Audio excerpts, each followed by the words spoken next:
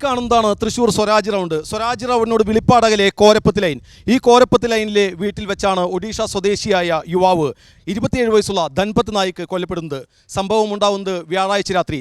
ഒഡീഷ സ്വദേശികളായ ധൻപത് നായിക്, മക്കറ മാജി, ത്രിനാഥി മാജി എന്നിവർ 3 പേർക്കും 30 വയസ്സിന് താഴെയാണ് പ്രായം.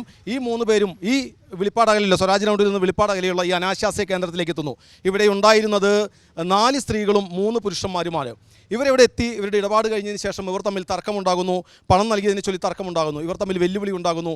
ഇതിനെ തുടർന്ന് ഇവരെ 3 പേരെയും ഇവർ ചേർന്ന് മർദ്ദിക്കുന്നു. ഈ 4 സ്ത്രീകളും 3 പുരുഷന്മാരും. പ്രതികളുടെ പേരുണ്ട്: മൊഹന്തി നായിക്, നോബി ഹുസൈൻ, മസുമ, നസ്രീൻ അക്താര, മച്ചാനി ഗാത്തുൻ. ഇവരെല്ലാം പിടിയിലായിട്ടുണ്ട്.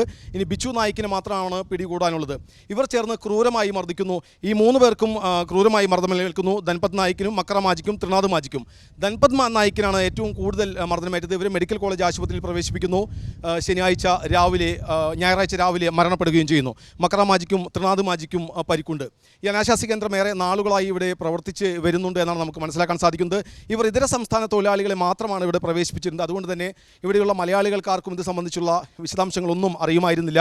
അതുകൊണ്ട് തന്നെ അതീവ രഹസ്യമായാണ് ഇവർ ഇവിടെ പ്രവർത്തിച്ചിരുന്നത്. എന്തായാലും ഇത് സംബന്ധിച്ച് പോലീസ് കൂടുതൽ അന്വേഷിക്കുകയാണ്. ഇപ്പോൾ ഫോറൻസിക് വിഭാഗം പരിശോധന നടത്തുന്നു. നഗരമധ്യത്തിൽ തന്നെ ഇത്തരം ഒരു അനാശാസ്യ കേന്ദ്രം പ്രവർത്തിച്ചിട്ടും സമീപവാസികൾക്കോ പോലീസിനോ മറ്റാർക്കും ഇത് സംബന്ധിച്ച് വിവരമുണ്ടായിരുന്നില്ല. ഇനി ഈ റാക്കറ്റിൽ മറ്റാരെങ്കിലും ഉണ്ടോ എന്നുള്ളത് കൂടി പോലീസ് പരിശോധിച്ചുകൊണ്ടിരിക്കുകയാണ്, അന്വേഷിച്ചുകൊണ്ടിരിക്കുകയാണ്. ഇവരുമായുള്ള തെളിവെടുപ്പും വൈകാതെ നടക്കുമെന്ന് നമ്മളോട് പോലീസ് അറിയിച്ചിട്ടുണ്ട്. ഇക്കാണുന്നതാണ് ആ വീട്. ആ വീട് നമുക്ക് ദൃശ്യത്തിൽ കൃത്യമായി തന്നെ കാണാൻ കഴിയും. ഇവിടെ വരുന്നത് മുഴുവൻ ഇതര സംസ്ഥാന തൊഴിലാളികൾ കൂടിയായിരുന്നു. കൂടുതൽ അന്വേഷണം ഇവരുമായി ബന്ധപ്പെട്ട് കൂടുതൽ ആളുകളുണ്ടോ, ഇവരുടെ പിന്നിൽ ഒരു റാക്കറ്റ് ഉണ്ടോ എന്ന് തന്നെ പോലീസ് പരിശോധിച്ചുകൊണ്ടിരിക്കുകയാണ്. TCVക്ക് വേണ്ടി ക്യാമറമാൻ റോയിയോടൊപ്പം മുകേഷ് ലാൽ.